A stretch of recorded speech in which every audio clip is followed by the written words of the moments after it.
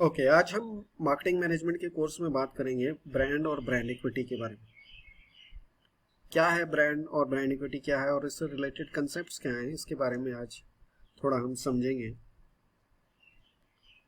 अ, हम सबके कुछ ना कुछ लाइकिंग के ब्रांड हैं। आपका मेरा सबका कोई ना कोई ब्रांड है। हर हर तरह के प्रोडक्ट में हमारी ब्रांड लाइकिंग है। इंडिया में और अक्रॉस द ग्लोब बहुत सारे ब्रांड्स हैं जिसको बहुत ज़्यादा लाइक किया जाता है। जैसे एप्पल का ब्रांड है, बॉयज़ में मैंने देखा है बुलेट का है, जिसे बहुत ज़्यादा लाइक किया जाता है। अब ये ब्रांडिंग स्टार्ट हुआ कैसे?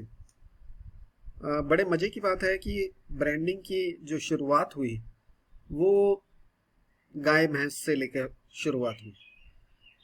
जब भी गाय भैंस चराने जाते थे तो सबसे बड़ा लड़ाई का कारण ये होता था कि शाम को ये नहीं पता लग पाता था कि कौन सी गाय या भैंस किसकी है, और उस वजह से बहुत लड़ाई शुरू हो जाती थी।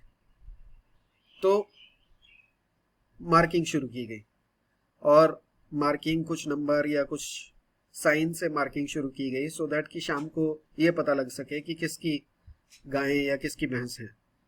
और ये किया गया आइडेंटिफिकेशन के लिए।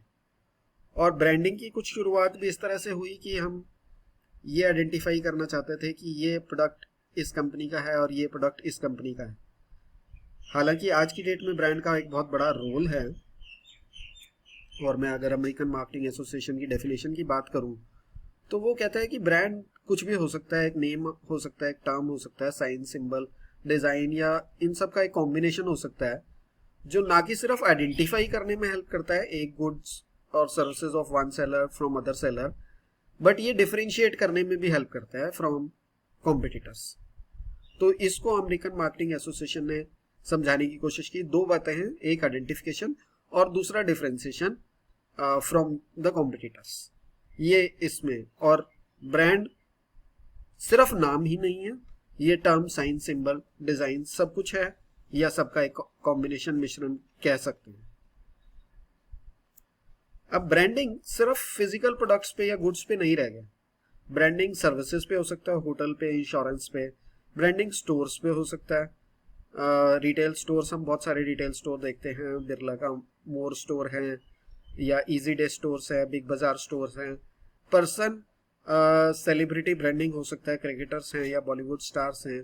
इन ये पर्सनल ब्रांडिंग आजकल काफ़ी ज़्यादा चलन में है। प्लेसेस हो सकता है, आज की डेट में स्टेट्स हैं वो अपनी ब्रांडिंग करते हैं, या पर्टिकुलर डेस्टिनेशन वेडिंग के लिए प्लेसेस अपनी अपनी ब्रांडिंग करते हैं। ऑर्गेनाइजेशंस अपनी ब्रांडिंग करती हैं। ऑर्गेनाइजेशंस ब्रांडिंग के भी काफ़ी रीजंस हो सकते हैं। शेयर मार्केट में आने से पहले, आईपीओ लाने से पहले ऑर्गेनाइजेशंस बहुत ब्रांडिंग करती हैं सो दैट उनके आईपीओस को ज़्यादा से ज़्यादा लोग सब्सक्राइब करें। या एम्प्लॉयर अपनी ब्रांडिंग करता है सो दैट कि वो अच्छे से अच्छे एम्प्लॉयज़ को अपनी ऑर्गेनाइजेशन में रख पाए। कॉमोडिटीज, जो कुछ टाइम पहले तक कॉमोडिटीज थी, आज की डेट में ब्रांड की उसमें आते हैं। जैसे बहुत बड़ा एग्जांपल मैं आटा की बात करूंगा।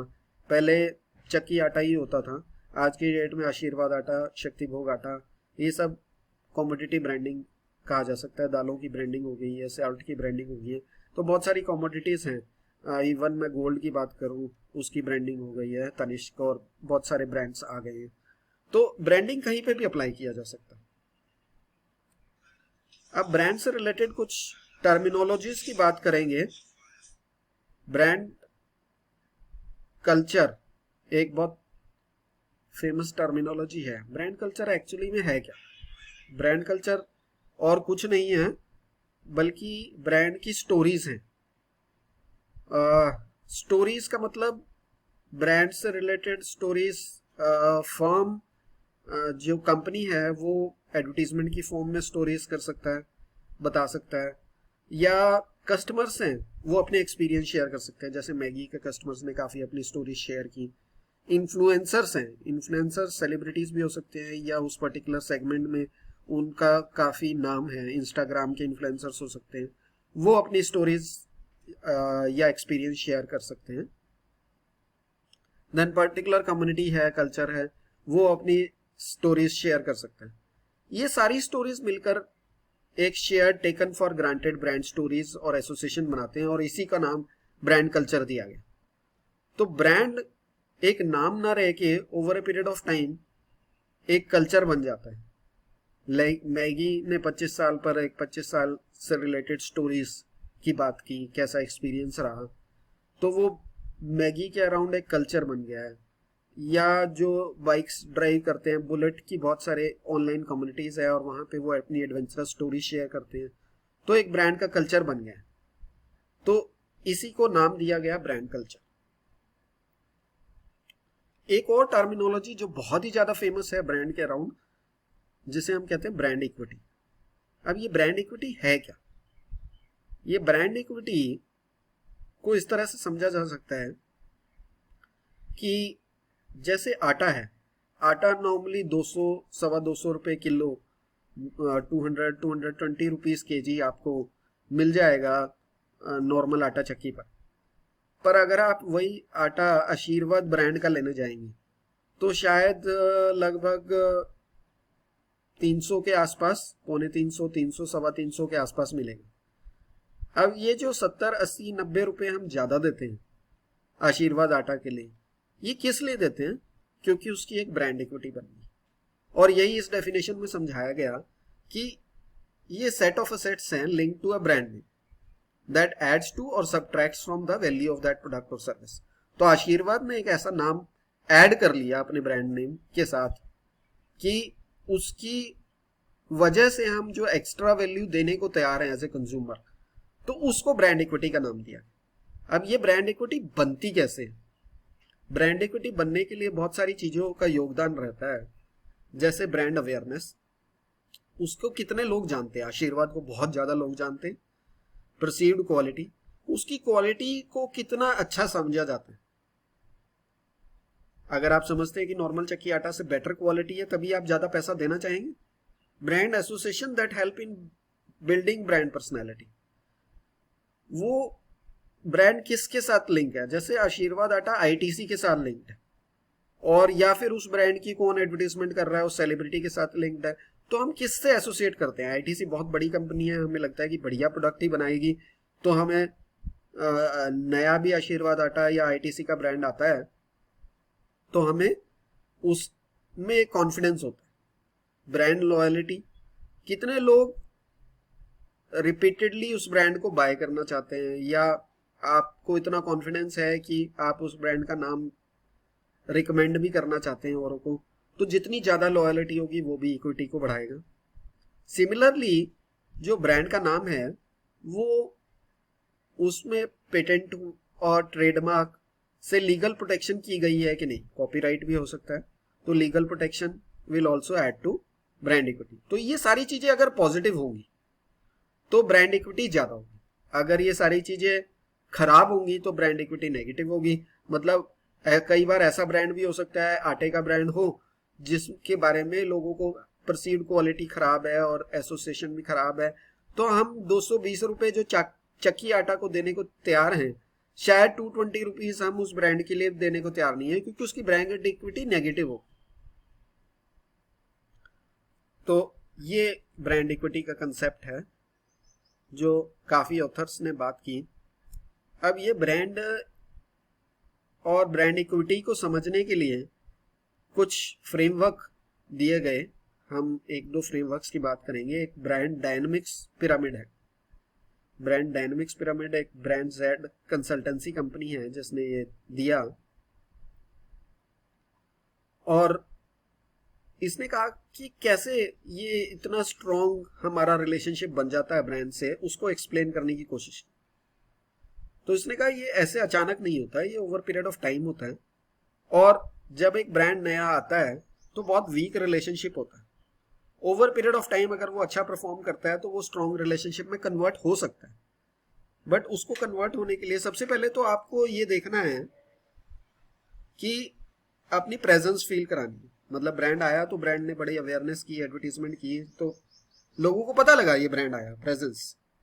सेकेंड थिंग रेलेवेंस, क्या वो ब्रांड किसी नीड को अच्छे से फुलफिल कर पा रहा है, रेलेवेंट है पर्टिकुलर सेगमेंट के लिए।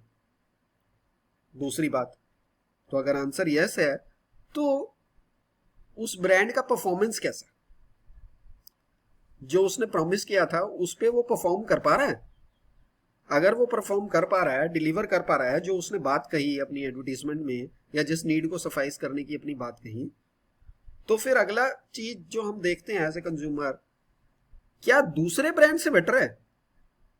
क्या दूसरे ब्रांड से कुछ बेटर दे पा रहा है? कुछ एडवांटेज है मुझे इसका यूज करने का कि मैं दूसरे ब्रांड की बजाय ये यूज करूं? तो एडवांटेज। और लास्ट, बॉन्डिंग। अगर मुझे एडवांटेज लगता है दूसरों से यूज करने में, तो मैं उस ब्रांड के साथ एज ए कंज्यूमर एक स्ट्रॉन्ग बॉन्ड बना पाता। तो हम ब्रांड डायनेमिक्स पिरामिड बताता है कि एक ब्रांड को या अच्छी एक ब्रांड इक्विटी बनने के लिए इन स्टेजेस से गुजरना पड़ेगा। प्रेजेंस फील करानी पड़ेगी, रेलेवेंट होना चाहिए, परफॉर्मेंस अच्छी होनी चाहिए, और बाकियों से बेटर एडवांटेज हमें दे तो एक स्ट्रॉन्ग बॉन्ड बन सकता है। तो इसके बाद हम चलते हैं दूसरे फ्रेमवर्क की तरफ, जिसे नाम दिया गया ब्रांड रेजोनेंस पिरामिड। ये ब्रांड रेजोनेंस पिरामिड बहुत ही फेमस ऑथर हैं केलर, उन्होंने ये ब्रांड रेजोनेंस पिरामिड दिया, और उन्होंने भी कहा कि सबसे पहले हमें लोगों को बताना है सेलियंस। सेलियंस मतलब सेलियंट इंपॉर्टेंट फीचर्स कौन से हैं ब्रांड के, अपनी आइडेंटिटी के बारे में बताना है कि हम कौन हैं, हमारे इंपॉर्टेंट फीचर्स क्या हैं। तो उसकी अवेयरनेस सबसे पहले करना। अवेयरनेस करने के बाद उसने कहा कि लोग क्या देखेंगे, कि आपकी परफॉर्मेंस के बारे में देखेंगे कि आप हैं कौन, आपकी परफॉर्मेंस कैसी है, और परफॉर्मेंस के साथ साथ जो आप एड में कह रहे हैं कि आपके ब्रांड में क्या डिफरेंट है, पॉइंट ऑफ डिफरेंस क्या है या पॉइंट ऑफ पैरिटी क्या है, बाकी ब्रांड्स के कंपैरिजन में आपका सेम क्या है और डिफरेंट क्या है, जो आप उस तरह की इमेज, क्या आप बहुत डिफरेंट इमेज बना पाए लोगों के माइंड में, इमेजरी के बारे में भी। तो साइकोलॉजिकली भी आपको जज करेंगे और फिजिकली परफॉर्मेंस भी जज करेंगे। अगर ये सब ठीक है तो लोग आपके बारे में जजमेंट बनाना शुरू करेंगे। पॉजिटिव है तो पॉजिटिव जजमेंट, और over period of time judgment मतलब रेशनल है दिमाग में, फीलिंग मतलब इमोशनल है दिल से। तो फीलिंग भी अगर पॉजिटिव है, जजमेंट भी पॉजिटिव है, तो देन आपके ब्रांड के साथ रेजोनेट करेंगे। रेजोनेट मतलब उनको लगेगा दिल से कि ये ब्रांड हमारे लिए और हम इसके लिए हैं, और वो बहुत ही स्ट्रॉन्ग लॉयलिटी आप डेवलप कर पाएंगे आपके और आपके ब्रांड में। तो बहुत सारे ब्रांड्स हैं, बट मैंने देखा है कि इंडिया में लड़कों के बारे में बात करें तो बुलेट से बहुत स्ट्रॉन्ग लॉयल्टी फील करते हैं, या स्टूडेंट्स यंगस्टर्स को मैंने देखा है कि आईफोन से बहुत ही इंटेंस एक्टिव लॉयलिटी है, और जब भी जो भी आईफोन खरीदता है वो बारी बारी वही वाला फोन खरीदता है। तो ये दोनों पिरामिड से आप समझ पाएंगे कि ब्रांड को बनाना है ओवर पीरियड ऑफ टाइम, तो वो सिर्फ नाम से नहीं बनेगा, आपको अपने काम से, अपनी परफॉर्मेंस से, अपनी प्रोमिसेस को कीप करके और अपनी तरफ पॉजिटिव फीलिंग्स डेवलप करके, तब आप ब्रांड एक बड़ा ब्रांड बना पाए। चलिए अब आगे चलते हैं। एक बड़ा ही मजेदार एग्जाम्पल है जिसको मैं यहाँ पे शेयर करना चाहूंगा, कोक के बारे में। कोक ने जब यूएसए में कोक के साथ पेप्सी लॉन्च हुआ और पेप्सी ने बहुत अच्छा ग्रो किया, तो कोक को लगा शायद कि पेप्सी का टेस्ट बहुत अच्छा है, तो हमें भी कुछ टेस्ट में एक्सपेरिमेंट करने चाहिए। पेप्सी कंपैरेटिवली स्वीटर है तो हमें कुछ एक्सपेरिमेंट करने चाहिए। तो उसने बहुत बड़े लेवल पे टेस्ट करे और ब्लाइंड टेस्ट किए, जिसमें $4 मिलियन तक उसने खर्च किए। और उसने ये पाया, ब्लाइंड टेस्ट का मतलब ये है कि उसने 3-4 गिलासेस में कोल्ड ड्रिंक टेस्ट कराई, जिसमें एग्जिस्टिंग कोक भी थी और नए कोक के जो एक्सपेरिमेंट करते हुए कई सारे वर्जन है वो थे, और वो पिलाए। और उसके बाद उसे पता लगा कि एक ब्रांड है, एक टेस्ट है जो नया टेस्ट है और वो लोग ज्यादा लाइक कर रहे हैं। तो कोक ने लॉन्च कर दी नई कोक, और उसने पिछली कोक विड्रॉ कर ली। बट सरप्राइजिंगली हुआ क्या कि प्रोटेस्ट हो गया। लोगों ने कहा हम तो नहीं पियेंगे नई कोक, हमें तो पुरानी कोक ही चाहिए। और कोक को 10 हफ्ते में दोबारा वही पुरानी कोक, कोक क्लासिक लॉन्च करनी पड़ी। ऐसा हुआ क्यों? ऐसा क्या हो गया जो उनके रिजल्ट्स में आ रहा था और असली में उससे बिल्कुल उल्टे रिजल्ट आए? हुआ ये कि उन्होंने अंडर एस्टिमेट की ब्रांड की इंपॉर्टेंस। अब ब्लाइंड टेस्ट किए तो उन्हें ये नहीं पता था कि नई कोक कौन सी है और पुरानी कोक कौन सी है, और उन्होंने शायद सिर्फ टेस्ट पे हिसाब से बता दिया। पर हमारी परसेप्शन ब्रांड को देखकर चेंज हो जाती, और आफ्टर लॉन्च के बाद वही हुआ, ब्रांड को देखकर हमारी परसेप्शन चेंज हो गई। हम तो जो ब्रांड सालों से पी रहे थे वो ब्रांड चेंज हो गया, तो ये हमें लगा या कंज्यूमर्स को लगा चीटिंग हो गया है तो हमारे साथ, जबकि कोक का ऐसा इंटेंशन था नहीं। तो ब्रांड का एक बहुत बड़ा रोल है जिसको कोक जैसे बड़े ब्रांड ने खुद अंडरमाइन किया। तो अगर आपने एक ब्रांड बना दिया तो वो ब्रांड फिजिकल एसेट से बहुत बड़ा एसेट हो सकता है कंपनी के लिए। चलिए इसको थोड़ा सा आगे और समझेंगे। और इसी से रिलेटेड एक कंसेप्ट है ब्रांड वैल्यू, जो हम बात कर रहे थे। ब्रांड वैल्यू क्या है? एक क्वांटिटेटिव मेजरमेंट है financial value of the brand का। और बहुत सारी कंपनीज ने मॉडल्स बनाए ब्रांड वैल्यू को मेजर करने के लिए। Brand Z, inter brand, brand finance, इन्होंने बहुत सारे मॉडल्स बनाए ब्रांड वैल्यूएशन के लिए।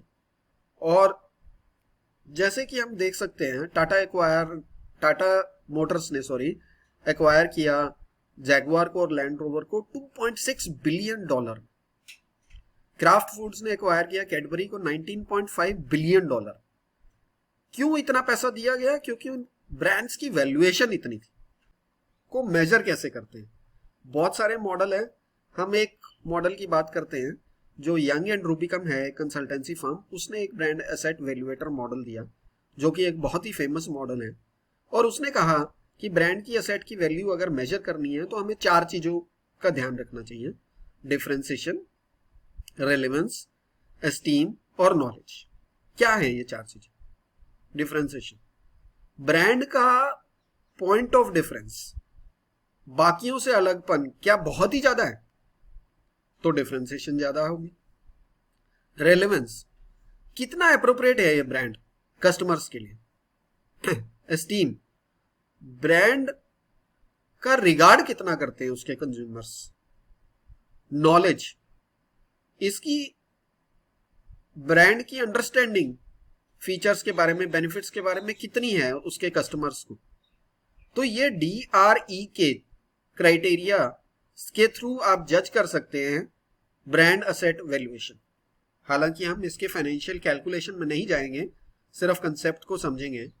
तो इस तरह से स्टारबक्स की 93 में और 97 में जज की गई, और ये पाया गया 93 के कंपैरिजन में 97 में डिफरेंशिएशन में बहुत ही ज्यादा था। रेलेवेंस भी इंक्रीज हुआ, एस्टीम बहुत इंक्रीज हुई, नॉलेज अबाउट द ब्रांड भी बहुत इंक्रीज हुई।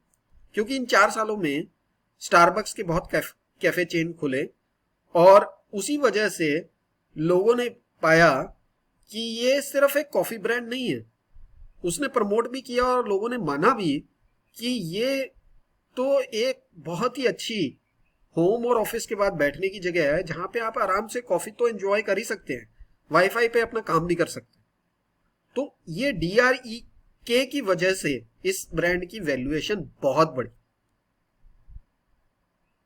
यंग एंड रूबिकम ने एक इन्हीं क्राइटेरिया पे एक पावर ग्रिड भी दिया। उसने कहा अगर आप अपनी कंपनी के ब्रांड्स को जज करना चाहते हैं तो आप उनको एक ग्राफ की फॉर्म में बना सकते हैं, ब्रांड स्ट्रेंथ और ब्रांड स्टेचर। ब्रांड स्ट्रेंथ क्या है? जो हम D और R की बात कर रहे थे, डिफरेंशिएशन और रेलेवेंस, इसको इकट्ठा एक एवरेज स्कोर लें तो वो ब्रांड स्ट्रेंथ है। और अगर एस्टीम और नॉलेज का एक एवरेज स्कोर लें तो इसको ब्रांड स्टेचर का नाम दे सकते हैं। तो अगर हम एक्स एक्सिस पे ब्रांड स्टेचर को ड्रॉ करें और y एक्सिस पे ब्रांड स्ट्रेंथ को ड्रॉ करें, तो 2x2 मैट्रिक्स बनाए तो 4 तरह के ब्रांड्स हो सकते हैं किसी भी कंपनी में। जैसे सबसे पहले बात करते हैं पावर ब्रांड्स। अगर ब्रांड स्टेचर भी बहुत अच्छा है और ब्रांड स्ट्रेंथ भी बहुत अच्छी है तो पावर ब्रांड्स की बात की जा सकती है। जैसे आईफोन जैसे brand, Apple as a brand is a power brand, leadership position में है और DRE के बहुत स्ट्रॉन्ग है, तो स्टेचर भी स्ट्रॉन्ग है, स्ट्रेंथ भी स्ट्रॉन्ग है। कंपनी में कुछ ऐसे ब्रांड्स भी हो सकते हैं जो शायद कुछ टाइम पहले लॉन्च हुए हो और इनके बारे में डिफरेंशिएशन अच्छी है, रेलेवेंस अच्छी है, तो ब्रांड स्ट्रेंथ अच्छी है, बट अभी शायद एस्टीम या नॉलेज इतनी ज्यादा डेवलप नहीं हुई है, तो इस वजह से इन्हें एस्पायरिंग ब्रांड कहा जा सकता है। देन जो नए ब्रांड्स जिनका अभी ज्यादा पता नहीं है, तो वो ब्रांड स्ट्रेंथ भी लो है और ब्रांड स्ट्रेचर भी लो है, तो वो न्यू ब्रांड्स हो सकते हैं। इसमें भी 2 तरह के ब्रांड्स हो सकते हैं, कुछ न्यू है, बहुत क्लियर हैं, तो उनको न्यू कह सकते हैं, बट जिनका डिफरेंशिएशन रेलेवेंस क्लियर नहीं है, एस्टीम नॉलेज तो शायद बनने में टाइम लगेगा, बट डिफरेंशिएशन भी क्लियर नहीं है, रेलेवेंस नहीं है, मी टू दूसरे जिस तरह के कॉम्पिटिटर के ब्रांड है उसी तरह के ब्रांड, तो उनको अनफोकस्ड या फेडिंग ब्रांड्स कहा जा सकता है। और चौथी कैटेगरी है ओवर पीरियड ऑफ टाइम कुछ ब्रांड्स जो कि जिनकी स्ट्रेंथ भी नहीं है और जिनका स्टेचर भी नहीं है, तो उनको इरोडिंग ब्रांड्स कहा जा सकता है। तो कंपनीज अपने सारे ब्रांड्स को इस तरह से क्लासिफाई कर सकती है और ये देख सकती है कि उनके कौन से ब्रांड्स कहाँ स्टैंड करते हैं और अकॉर्डिंगली स्ट्रैटेजी डिजाइन कर सकते हैं। तो कंपनीज एस्पायर करती हैं कि काफी ब्रांड्स उनके पावर ब्रांड्स हों, एस्पायरिंग ब्रांड्स हों, और न्यू ब्रांड्स को लॉन्च करती हैं इस होप में कि tomorrow they will become aspiring brand या पावर ब्रांड। इरोडिंग ब्रांड है तो कंपनी उसको शायद बंद करना पसंद करेंगी। कुछ और ब्रांडिंग बेसिक्स के बारे में बात करते हैं। सबसे पहले जेनरिक प्रोडक्ट्स की बात करते हैं। जेनरिक प्रोडक्ट्स क्या है? जेनरिक प्रोडक्ट्स जिन पे ब्रांड नेम नहीं है, जैसे आटा की हम बात कर रहे थे, एक जेनरिक प्रोडक्ट है। नेशनल ब्रांड्स क्या है? नेशनल ब्रांड्स जैसे कि नाम, ये brand through out the country मिलते हैं एक, और दूसरी बात ये कोई पर्टिकुलर लिमिटेड नहीं है कि इसी पर्टिकुलर स्टोर में मिलेंगे, ये सभी तरह के स्टोर्स में मिलते हैं। यूजुअली ये मैन्युफैक्चरर के द्वारा स्पॉन्सर्ड ब्रांड होते हैं। इसी से रिलेटेड दूसरा एक टर्म है प्राइवेट लेबल, और यहाँ पे इस प्राइवेट लेबल को स्टोर ब्रांड्स भी कहा जाता है। प्राइवेट लेबल क्या है? जो ब्रांड्स मिडलमैन मतलब डिस्ट्रीब्यूटर या रिटेलर द्वारा ओन्ड है, इनको प्राइवेट लेबल्स कहा जाता है, और ये उनके पर्टिकुलर स्टोर्स में मिलते हैं। जैसे इजी डे के कुछ अपने ब्रांड हैं, बिग बाजार का कुछ अपना ब्रांड है, मोर के कुछ अपने ब्रांड हैं, वो उन्हीं के स्टोर्स में मिलेंगे। तो अगर वो थ्रू आउट द कंट्री भी उन्हीं के स्टोर्स में मिल रहे हैं तो भी उनको प्राइवेट लेबल ही कहा जाएगा, नेशनल ब्रांड नहीं कहा जाएगा। फिर हम बात करते हैं फैमिली, मास्टर और कॉर्पोरेट ब्रांड की। कॉर्पोरेट ब्रांड टाटा का है, जैसे बिरला का है, कॉर्पोरेट ब्रांड है, और सब तरह के प्रोडक्ट्स में इस ब्रांड को, कंपनी ब्रांड को यूज करा जाता है, उसको हम कॉर्पोरेट ब्रांड कहते हैं। इसके उलट है इंडिविजुअल ब्रांड। इंडिविजुअल ब्रांड है कि जितने भी प्रोडक्ट लॉन्च हुए उन सब पे अलग अलग ब्रांड ने इंडिविजुअल, जैसे हिंदुस्तान यूनिलीवर लिमिटेड की बात करें तो उसके 8-10 तरह के सोप्स हैं, लक्स है, लाइफ बॉय है, डव है, हर एक पे इंडिविजुअल ब्रांड। देन एक और टर्मिनोलॉजी यूज होती है पेरेंट और अम्ब्रेला ब्रांड।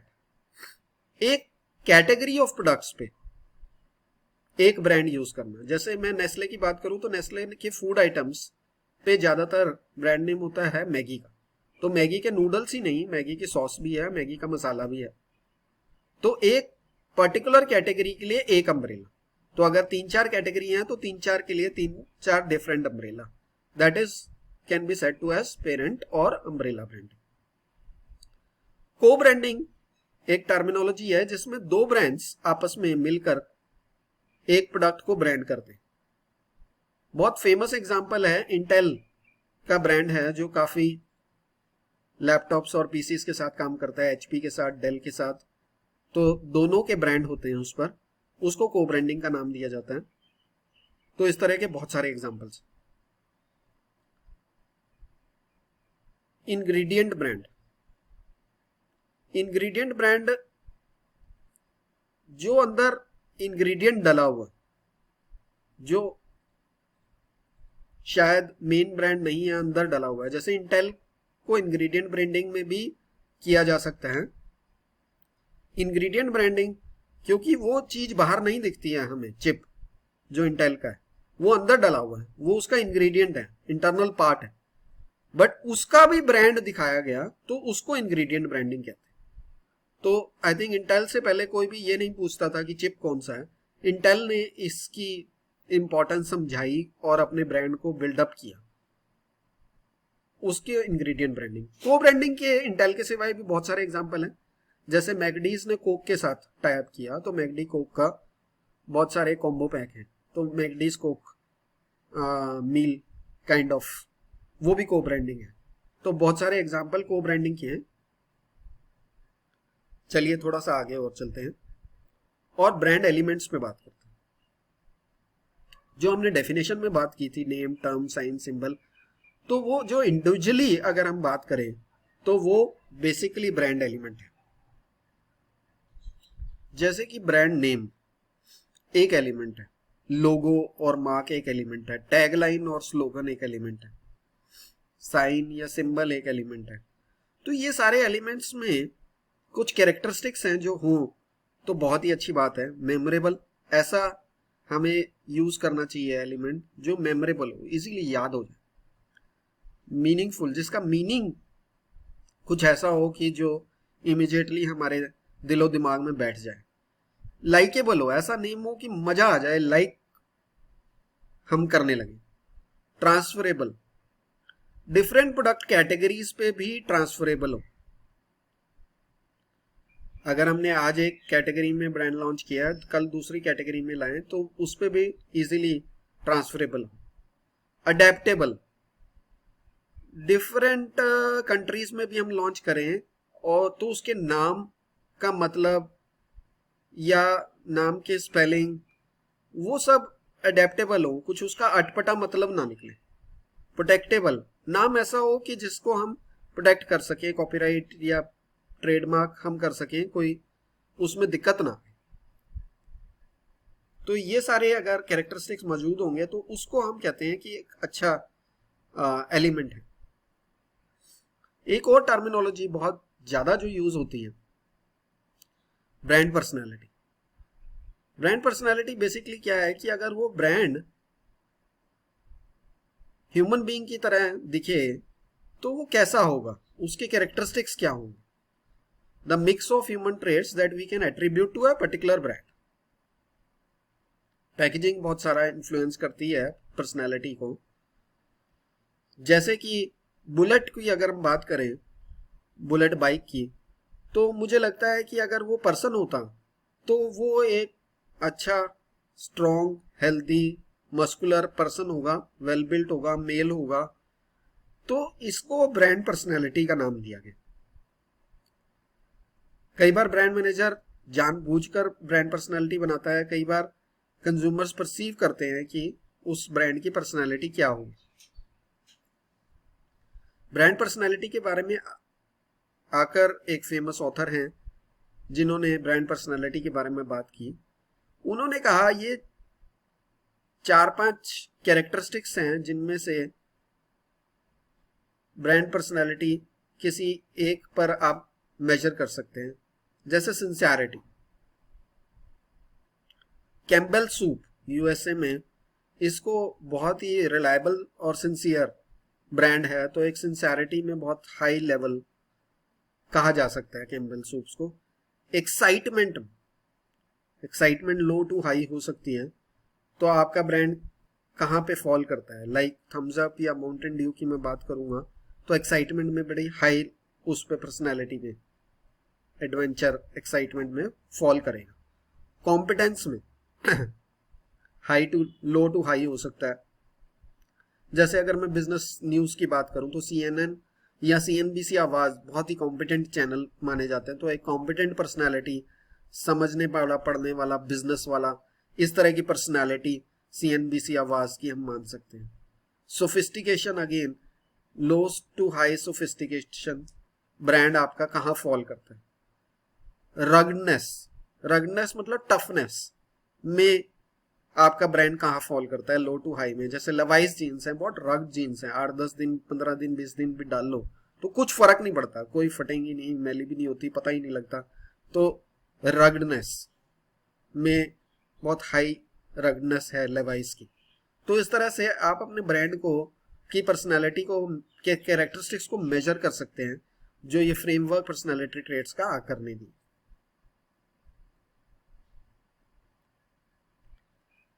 एक कंसेप्ट जिसे कोर ब्रांड मैसेज कहते हैं। कोर ब्रांड मैसेज होता क्या है, a sense of that brand that defines brand promise, कि ब्रांड है एक्चुअली क्या और किस लिए बना। जब भी हम कोर ब्रांड मैसेज की बात करते हैं, जैसे मैं बात करूं, फॉग जब लॉन्च हुआ तो उसने एक कोर ब्रांड मैसेज दिया, नो गैस। तो उस मैसेज को समझ लेते हैं, और ये कोर ब्रांड मैसेज में ये सारे फीचर होने चाहिए। Is the core message simple and clear, ये नो गैस वाला बहुत ही सिंपल है। Does it differentiate the brand, बाकियों से क्या अलग है। जब ये लॉन्च हुआ तब कोई नो गैस का नहीं था तो अलग है। इज इट ट्रू, ट्रू है क्योंकि गैस थी ही नहीं उसमें। इज इट रेलेवेंट, लोगों के लिए रेलेवेंट है क्योंकि गैस नहीं है तो डीओ ज्यादा है। Is it consistent with organisation's core brand values, Vini cosmetics की जो वैल्यूज हैं क्या इसके अकॉर्डिंग कंसिस्टेंट है कि नहीं फॉग। और can you be the first to say it, Fogg ने पहली बार कहा नो गैस, शायद पहले किसी और में आता भी हो बट फॉग ने पहली बार कहा तो Fogg became the first mover, take the first mover advantage. तो कोर ब्रांड मैसेज आपका क्लियर होना चाहिए, डिफरेंट होना चाहिए, डिफाइन करना चाहिए ब्रांड मैसेज। जैसे एक इंटरनेशनली ब्रांड है जीको। जीको एक insurance comparison kind of brand और साइट है। वो जीको कहता है कि 15 मिनट्स आप आए और आपको 15% और मोर ऑन कार इंश्योरेंस बच जाएगा। इसी तरह से इंडिया में मैं बात करूं तो पॉलिसी बाजार एक वेबसाइट है। अगर आप पॉलिसी बाजार यही कहती है कि आप हमारी साइट पे आए, कंपेयर करें और आप इतने पैसे बचा सकते हैं डिफरेंट काइंड ऑफ पॉलिसीज। तो आपका brand promise simple, clear, different होना चाहिए, तभी लोगों को समझ आएगा और लोग इसे इजीली समझ के कन्विंस होके परचेज करें। एक जो आज की डेट में कंटेम्परेरी टॉपिक है ब्रांडिंग और सोशल मीडिया के बारे में। ब्रांडिंग, और हम सब जानते हैं कि आज की डेट में सोशल मीडिया ग्रो कर रहा है और ज्यादातर लोग, एक स्टडी हुई कि हम 90% ऑफ द कंज्यूमर्स हम ट्रस्ट करते हैं अदर कंज्यूमर, अपने दोस्त जो फेसबुक पे या इंस्टा पे लिखते हैं एज कंपेयर टू एडवर्टाइजिंग पे। बट स्टिल एक स्टडी हुई, प्रोफेसर सुनील गुप्ता जी हैं, उन्होंने स्टडी की और उन्होंने पाया कि market spending in social media is low.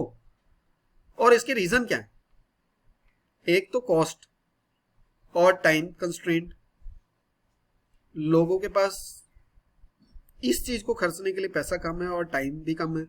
Knowledge risk, लोगों को पता ही नहीं है एक्चुअली कि सोशल मीडिया पे खर्चा कैसे किया जाता है और इसके रिजल्ट कैसे आए। एड एजेंसीज भी ज्यादा इसको प्रमोट नहीं करती क्योंकि ट्रेडिशनल मॉडल जो एड एजेंसीज का है, बाकी उस पे कमीशन उनको 15 से 20% मिलता है। इस पे उस तरह से फिक्स नहीं है, परफॉर्मेंस बेस्ड ज्यादा हो जाता है, तो एड एजेंसीज भी डरती हैं। मेट्रिक्स मतलब इसको मेजर कैसे करना है, न्यूज़पेपर में एड, इतनी एड आ गई, कटिंग रख ली, तो वो मेजर करना, देखना, दिखाना आसान है। इसमें थोड़ा सा मुश्किल लगता है जिन लोगों को समझ नहीं। Loss of control, social media पे चला जाता है तो टू वे कम्युनिकेशन हो जाता है, तो मार्केटर्स डरते हैं तो वो कम्युनिकेशन हो गया, हमारा तो कंट्रोल नहीं रहेगा, पब्लिक ने या कंज्यूमर्स ने कुछ नेगेटिव बोल दिया तो उसको कैसे हम कंट्रोल करेंगे। तो ये सारी चीजों की वजह से अभी भी मार्केटिंग स्पेंडिंग जो है सोशल मीडिया पे कंपैरेटिवली लो, बट आने वाले टाइम में ये बढ़ेगी, ये क्लियर है, क्योंकि सोशल मीडिया पे लोग बढ़ रहे हैं। एक बात जो समझने वाली है, सोशल मीडिया पे जाने से पहले ये 2-3 क्वेश्चंस का आंसर ब्रांड मैनेजर को देना चाहिए कि क्या हम तैयार है नेगेटिव फीडबैक के लिए, पहली बात। क्या हम विलिंग हैं चेंज होने के लिए based on feedback from consumers. क्या हम प्रिपेयर्ड हैं ऑथेंटिक और ओपन होने के लिए। और क्या हम प्रिपेयर्ड हैं कि ब्रांड के जो चाहने वाले हैं वो भी ऑनलाइन आए और शायद वो स्टिमुलेट करें पॉजिटिव कन्वर्सेशन। तो ब्रांड के ना चाहने वाले भी हो सकते हैं और चाहने वाले जो हैं उनको कुछ तैयार होंगे, कुछ ब्रांड मैनेजर्स को तैयार करना पड़ता है कि वो भी ऑनलाइन आके पॉजिटिव कन्वर्सेशन करें। तो अगर इन सब का आंसर यस है तभी सोशल मीडिया पे ब्रांड को जाना चाहिए। अगर आंसर नो है तो फिर सोशल मीडिया पे शायद अभी जाने का टाइम नहीं आया। सोशल मीडिया से रिलेटेड टॉपिक है ब्रांड कम्युनिटीज। आज की डेट में ऑनलाइन हर चीज की कम्युनिटीज बन गई है, ब्रांड की भी कम्युनिटीज बन गई है। इसका फायदा क्या है, ये एक फोरम प्रोवाइड करता है सो दैट कि हम एक दूसरे से कम्युनिकेट कर पाए उस प्रोडक्ट के बारे में, ब्रांड के बारे में, सर्विस के बारे में। क्योंकि हर समय ब्रांड मैनेजर या मार्केटिंग मैनेजर अवेलेबल नहीं रहेगा आंसर करने के लिए, तो ये कम्युनिटीज बहुत हेल्प करती है। और बहुत सारे ब्रांड्स ने तो बहुत बड़ी बड़ी कम्युनिटीज बनाई हैं। जैसे बहुत फेमस है HOG, Harley Davidson owners group. Starbucks की कम्युनिटी बहुत फेमस है। डव की रियल ब्यूटी कैंपेन कम्युनिटी बहुत फेमस है। तो अच्छे ब्रांड्स को अपनी कम्युनिटीज बनानी चाहिए। ये कम्युनिटीज आपस में एक दूसरे को हेल्प करती हैं आंसर करने में, और यहाँ पे ब्रांड मैनेजर, मार्केटिंग मैनेजर को भी रहना चाहिए। उनको बहुत इमीडिएट फीडबैक मिलती है, positive as well as negative feedback, और उसके अकॉर्डिंग वो एक्शन ले पाते हैं। अब जब ब्रांड को आप over period of time grow करते हैं तो ग्रोथ के बाद मैच्योरिटी फेस भी आता है, डिक्लाइन फेस भी आता है। तो ब्रांड जब मैच्योर होने लगता है तो उस टाइम पे कुछ डिसीजन ब्रांड मैनेजर्स को लेने होते हैं एक्सटेंशंस लॉन्च करने के लिए। लाइन एक्सटेंशन और ब्रांड एक्सटेंशन, ये होती क्या है एग्जैक्टली हम बात करेंगे अभी थोड़ी देर में। तो पहला क्वेश्चन एक जो हमने बात की थी ब्रांड एलिमेंट के कैरेक्टरिस्टिक्स में, तो क्या ब्रांड ट्रांसफरेबल है अदर प्रोडक्ट कैरेक्टरिस्टिक्स। तो अगर आप सिमिलर रिलेटेड एक्सटेंशंस लॉन्च करते हैं तो इमीडिएटली ट्रांसफरेबल होता है उस ब्रांड का मतलब या उस ब्रांड का मीनिंग। जैसे कोक ने लॉन्च की diet Coke, vanilla Coke, Coke zero, तो सॉफ्ट ड्रिंक ही है, तो उसका ब्रांड ट्रांसफरेबल इजीली हो पाता है, उसका नाम या बाकी चीजें। जब हम ग्रो करते हैं तो 3 या 4 तरह के ऑप्शंस हैं ब्रांड डेवलपमेंट स्ट्रेटेजीज, जिसे हमने नाम दिया गया। अगेन 2x2 मैट्रिक्स बनाएंगे, प्रोडक्ट कैटेगरी एक्स एक्सिस पे और ब्रांड नेम वाई एक्सिस पे, existing new and existing new के साथ। तो 2x2 मैट्रिक्स बनाएंगे। तो ब्रांड नेम एग्जिस्टिंग है और प्रोडक्ट कैटेगरी एग्जिस्टिंग है तो लाइन एक्सटेंशन कह सकते हैं। जैसे कि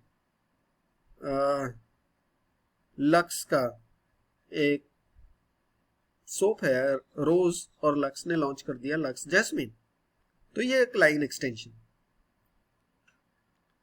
अगर प्रोडक्ट कैटेगरी नहीं है और ब्रांड नेम एग्जिस्टिंग है तो इसको ब्रांड एक्सटेंशन का नाम देते हैं। जैसे लक्स ने लॉन्च करा शैम्पू, तो प्रोडक्ट कैटेगरी नहीं होगी पर नाम तो लक्स ही है, तो इसको ब्रांड एक्सटेंशन कह सकते हैं। देन अगर ब्रांड नेम भी नहीं न्यू है बट एग्जिस्टिंग प्रोडक्ट कैटेगरी है तो इसको नाम दे सकते हैं मल्टी ब्रांड। मल्टी ब्रांड जैसे कि HUL की अगर मैं बात करूं तो लक्स के साथ उसने और बहुत सारे सोप्स लॉन्च किए, डव, लाइफ बॉय, हमाम। तो ये मल्टी ब्रांडिंग स्ट्रेटेजी इसे कहा जाता है, एक ही कैटेगरी में बहुत सारे ब्रांड्स। देन प्रोडक्ट कैटेगरी भी न्यू है और ब्रांड नेम भी न्यू है, तो HUL की अगर बात करें तो कुछ साल पहले HUL सोप्स या शैम्पू से बाहर निकल कर आया वाटर प्यूरिफायर्स में और उसने लॉन्च किया प्योरेट। तो इसको न्यू ब्रांडिंग स्ट्रेटेजी कहा जा सकता। तो हमारे पास जिस तरह से हम मूव किए, पैसा भी हर स्ट्रेटजी में उस हिसाब से ज्यादा लगता है। लाइन एक्सटेंशन में कम पैसा लगेगा, ब्रांड में उससे ज्यादा, मल्टी ब्रांड में उससे ज्यादा, और न्यू ब्रांड में सबसे ज्यादा पैसा लगता है। तो कंपनीज अपने पैसे और रिसोर्सेज के हिसाब से ये स्ट्रेटजीज और डिपेंडिंग अपॉन मार्केट साइज और वेरियस अदर फैक्टर्स ये चूज कर सकती हैं कि कौन सी स्ट्रेटजी किस समय यूज करनी। लाइन एक्सटेंशन के कुछ example Dove soap, Dove gentle exfoliating soap, Dove fresh moisture bar, fair and lovely के बहुत सारे एग्जांपल हैं, बहुत सारी क्रीम्स। ब्रांड एक्सटेंशन वर्जिन एक बहुत फेमस ब्रांड है, 80 इनके ब्रांड एक्सटेंशंस हैं 80 प्रोडक्ट कैटेगरीज में। तो वर्जिन ट्रेन्स भी है, वर्जिन मोबाइल भी है, वर्जिन मीडिया भी है, वर्जिन म्यूजिक भी है। मल्टी ब्रांड्स हमने ऑलरेडी बात की, lux, Lifebuoy, Liril, Hamam Breeze, Dove, Pears, Rexona. New brands again अगर हम नेस्ले की बात करें तो नेस्कैफे कॉफीज में, सिमिलरली किटकैट कन्फेक्शनरी में, और ये बहुत सारे और एग्जांपल बात किए। अब अपने ब्रांड को डिफेंड कैसे करना है, और डिफेंड करना कैसे क्यों होता है, बहुत सारे रीजंस हो सकते हैं। 2-3 मेन रीजन ये है। एक तो सबसे कॉमन रीजन है डायरेक्ट कंपटीशन। कंपटीशन तो हमेशा से रहने ही वाला है, तो कंपटीशन से तो लड़ना हमेशा आपको सीखना पड़ेगा, और ये जो भी स्ट्रेटेजीज हम बात कर रहे हैं ये कंपटीशन में भी आपको हेल्प करेगी।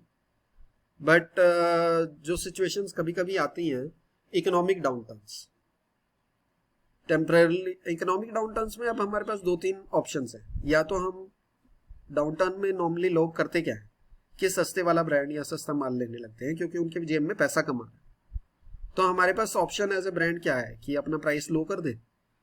अब लो कर दें तो over long period of time increase करना मुश्किल होगा, ब्रांड की वैल्यू कम हो जाएगी, तो उससे ब्रांड इक्विटी जो है लॉन्ग टर्म में खराब हो जाएगी। दूसरा है कि होल्ड द कोर्स, थोड़े टाइम के लिए है तो आप थोड़े टाइम रुकिए, देखिए, फिर उसके बाद आपका ब्रांड चल ही जाएगा। बट अगर डाउनटर्न लंबा है तो फिर क्या, तो नॉर्मली कंपनीज क्या करती हैं, फाइटर ब्रांड लॉन्च करती हैं। जैसे फिलिप मॉरिस ने मैलब्रो सिगरेट्स के जो कि बहुत महंगी है, बॉन्ड स्ट्रीट लॉन्च की to take care of from the low end competitors. Surf ने लॉन्च किया, जब निरमा इंडिया में लॉन्च हुआ तो सर्फ ने लॉन्च किया wheel detergent. Again wheel was A fighter brand for the Surf. दूसरा प्रॉब्लम आता है काउंटरफिटिंग। काउंटरफिटिंग मतलब आपके नाम की तरह नकली ब्रांड बना लिया, उसी तरह की स्पेलिंग है, थोड़ा सा चेंज कर लिया और नकली सा ब्रांड बना लिया। अब इसके लिए legal protection is the only way. Register करें, लाइसेंस करें ब्रांड नेम को, और जहां पे फिर एक्शन, लीगल एक्शन रिक्वायर्ड है वहां लीगल एक्शन करें भी और करवाएं पर्टिकुलर अथॉरिटी के थ्रू। ये legal way is the better way और काउंटरफीट को हैंडल करने के लिए। अब ओवरऑल अगर हम समझे बात, तो ब्रांडिंग स्ट्रैटेजी, स्ट्रॉन्ग ब्रांड बनाने के लिए आपकी ब्रांडिंग स्ट्रैटेजी क्या होनी चाहिए, इसकी हम बात कर रहे हैं। और जो सारे कंसेप्ट्स हमने पढ़े उन सबको इकट्ठा मिला के ये समझते हैं कि स्ट्रॉन्ग ब्रांड बनाने के लिए एक क्या स्ट्रैटेजी है जो चूज करनी चाहिए।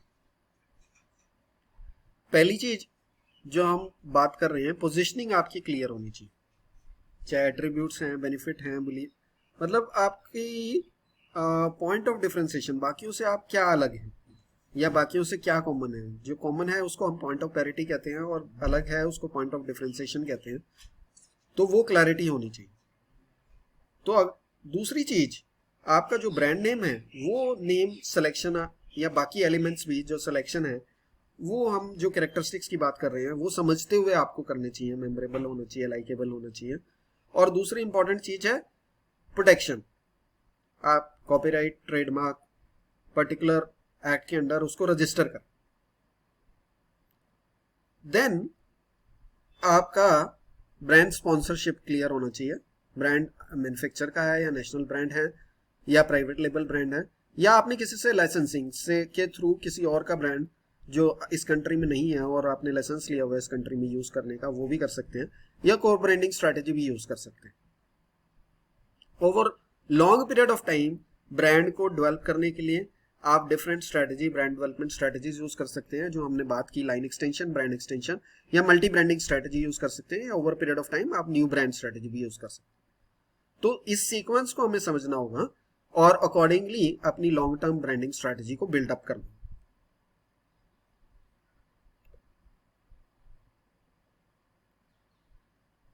अब ब्रांड की भी एक लाइफ साइकिल है।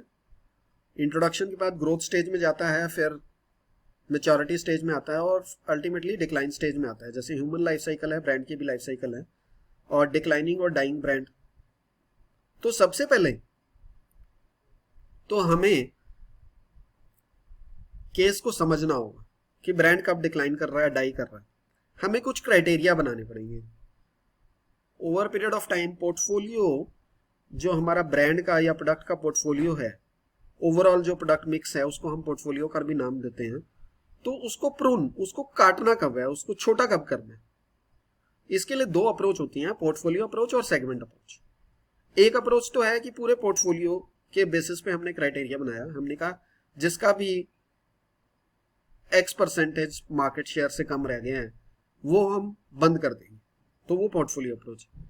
सेगमेंट अप्रोच है कि मैं फूड सेगमेंट में हूं और नॉन फूड सेगमेंट में हूं, तो फूड सेगमेंट में मैंने एक परसेंटेज फिक्स की ऑफ मार्केट शेयर, दूसरे में फिक्स किया सेल्स का कुछ क्राइटेरिया। तो अलग अलग सेगमेंट में अलग अलग अप्रोच रख के और अकॉर्डिंगली कुछ ब्रांड्स को बंद करना या कम करना की स्ट्रैटेजी को हम प्रूनिंग द पोर्टफोलियो कहते हैं। अब ये प्रूनिंग करेंगे तो कैसे कैसे कर सकते हैं। लिक्विडेट करना मतलब ब्रांड को या तो खत्म करना, बंद करना, बेच देना, ये सब कुछ लिक्विडेटिंग का पार्ट है। यूनिलीवर, हिंदुस्तान यूनिलीवर या यूनिलीवर अक्रॉस द वर्ल्ड की बात करें तो उन्होंने 3 क्राइटेरिया के बेस पे ये किया। ब्रांड पावर, ग्रोथ पोटेंशियल क्या है फ्यूचर में, और स्केल, किस ब्रांड को हम बड़ा बना सकते हैं। तो हर कंपनी का अपना एक क्राइटेरिया हो सकता है। आपने कोई भी क्राइटेरिया के थ्रू ये आइडेंटिफाई कर लिया कि ये 5 या 10 ब्रांड हैं जिसे मुझे अल्टीमेटली आगे नहीं बढ़ाना है, तो आप क्या कर सकते हैं, आपके पास ऑप्शन क्या है, सेल कर दें। ब्रांड अभी भी ठीक ठाक कुछ रीजंस में बिक रहा है तो सेल कर दें, कुछ पैसा मिल जाएगा। मिल्क करें ब्रांड को, मिल्क मतलब सपोज नॉर्थ इंडिया में ये अच्छा चलता है और बाकी पार्ट्स ऑफ द कंट्री में अच्छा नहीं चलता, तो बाकी पार्ट्स ऑफ द कंट्री में बंद कर दे और नॉर्थ इंडिया में चलने दें, और जब तक नॉर्थ इंडिया से पैसा आ रहा है उसको मिल्किंग करते रहे। तो ये मिल्किंग का मतलब है मिल्किंग द काउ से है, जैसे काउ जब तक दूध देती रहेगी तो हम मिल्क करते रहेंगे, उसी तरह से ब्रांड जहां से दूध दे सकता है वहां से उसको यूज करते रहें, बाकी जगह बंद कर दें। तीसरा है कि ब्रांड बिल्कुल ही थका हुआ खत्म हो गया है तो एलिमिनेट कर दें, तो एलिमिनेटिंग ब्रांड। चौथा है कि मर्ज कर दें ब्रांड, और मतलब कि जो आपने एक हो सकता है नया ब्रांड खरीदा और अब सेम कैटेगरी में 2 ब्रांड्स हो गए हैं, तो दोनों ब्रांड्स को मर्ज कर दे और एक ही ब्रांड की आइडेंटिटी रह जाए। जैसे HDFC ने बैंक ऑफ पंजाब खरीदा तो बाद में बैंक ऑफ पंजाब खत्म हो गया, HDFC बैंक ही रह गया। अब इस सब का फायदा क्या होगा, प्रूनिंग करने का फायदा क्या होगा या लिक्विडेट करने का फायदा क्या होगा। आप फोकस कर पाएंगे कुछ कोर ब्रांड्स पे। तो आपकी कंपनी के पास चाहे कितनी भी बड़ी कंपनी हो, एक लिमिटेड रिसोर्सेज रहते हैं, तो वो रिसोर्सेज आप बहुत ज्यादा ब्रांड्स में यूज कर रहे थे। अब जबकि जो ब्रांड्स अच्छा परफॉर्म नहीं कर रहे थे उन्हें बंद करने के बाद आप कुछ ब्रांड्स, जिसे हम कोर ब्रांड्स का नाम दे रहे हैं, उसको ग्रो कर पाएंगे, उस पर फोकस कर पाएंगे, ज्यादा टाइम, पैसा, एनर्जी लगा पाएंगे। तो ये बेसिकली फायदा है। फाइनली हम बात करते हैं कि ब्रांड मैनेजमेंट में चैलेंजेस क्या है। ब्रांड मैनेजमेंट में 2-3 चैलेंजेस की हम बात करते हैं, traditional versus contemporary approach. Traditional approach में ब्रांड मैनेजर अपने मन की ज्यादा करता था और बहुत ज्यादा कस्टमर के बारे में नहीं सोचता था। आज की डेट में कंटेम्प्रेरी अप्रोच में आज की डेट में बात करें तो कस्टमर सेंट्रिसिटी, मतलब customer is at the centre. Customer के इंटरेस्ट को तो आपको सोचना ही पड़ेगा, अगर आप उसे नहीं सोचेंगे तो कंपटीशन आपको खा जाएगा। सोशल मीडिया पे कस्टमर बहुत एक्टिव है, तो अगर आप कस्टमर की सुनेंगे नहीं, बात नहीं सुनेंगे, तो वो सोशल मीडिया पे बहुत नेगेटिव आपके ब्रांड के बारे में आपको बहुत नुकसान पहुंचा सकता है। तो आपको सोशल मीडिया पे भी बहुत एक्टिव रहना है, कस्टमर की बात हमेशा सुनते रहना है, उसकी फीडबैक के अकॉर्डिंग एक्ट करना है और उसकी प्रॉब्लम को सॉल्व करना है। तो ये कंटेम्प्रेरी अप्रोच है। ट्रेडिशनल अप्रोच में इस तरह की कोई बात नहीं होती थी, क्योंकि ना तो कस्टमर उतना एक्टिव था, ना सोशल मीडिया था। Theory versus practice. New Coke जो अभी हमने एग्जाम्पल की बात की, थ्योरेटिकली कुछ रिजल्ट्स आए, बट प्रैक्टिकली हो सकता है कि चीजें उल्टी हों।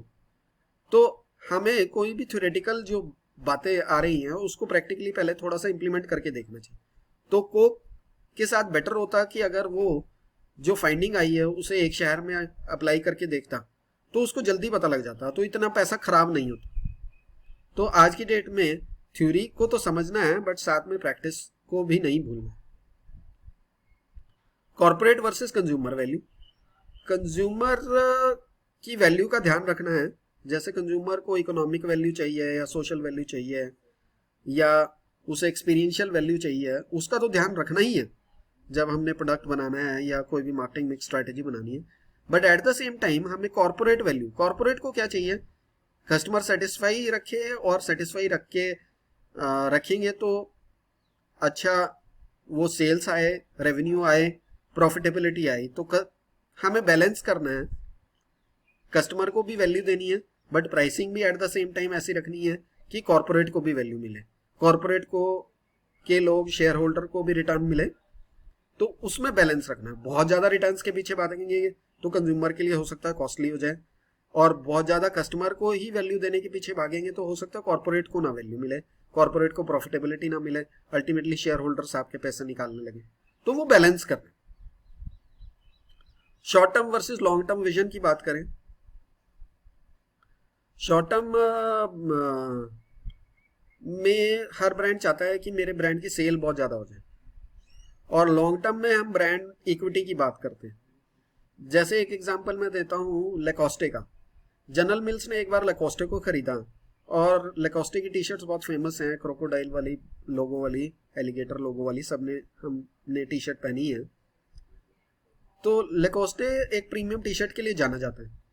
जनरल मिल्स ने जब खरीदा तो उसने कहा जल्दी से जल्दी मैं पैसा बना लूं, और उसने इसके प्राइसेस बहुत कम कर दिए। प्राइसेस कम होने की वजह से माल तो बहुत बिका, सेल से एक बार बहुत आई, बट फिर नीचे आने लगा। लेकोस्टे जो कि ओरिजिनल ओनर था, उसने कहा दोबारा जनरल मिल्स से ब्रांड खरीद लिया, और दोबारा उसने वर्क किया ब्रांड पे, और प्रीमियम ब्रांड बनाया, दोबारा प्राइसेस हाई फिक्स किए और प्रीमियम ब्रांड बनाया। तो लॉन्ग टर्म विजन रखा। तो शॉर्ट टर्म अप्रोच को देखते हुए हमें लॉन्ग टर्म अपने ब्रांड को नहीं खराब करना है। कई बार क्या ब्रांड्स करते हैं कि बहुत ज्यादा सेल्स के चक्कर में 50, 60, 70% तक डिस्काउंट्स दे देते हैं, बट जिस पे भी 60, 70% डिस्काउंट में कंज्यूमर ने एक बार खरीद लिया, वो कभी भी आपका दोबारा एमआरपी पे नहीं खरीदेगा। तो इसीलिए अच्छे ब्रांड्स जैसे वैन हुसैन, लुइस फिलिप की मैं बात करूं, तो वो ऑफ सीजन में भी आपको 10, 15, 20% से ज्यादा डिस्काउंट नहीं देंगे, और वो भी थोड़े टाइम के लिए देंगे। तो आपको बैलेंस करना है, सेल ठीक है चाहिए, but at the same time long term में ब्रांड चाहिए और ब्रांड इक्विटी चाहिए। और last point, maintaining the consistency versus relevance. आपको अपने कंज्यूमर्स के लिए अपने ब्रांड को रेलेवेंट रखना है, और at the same time consistency भी रहनी चाहिए।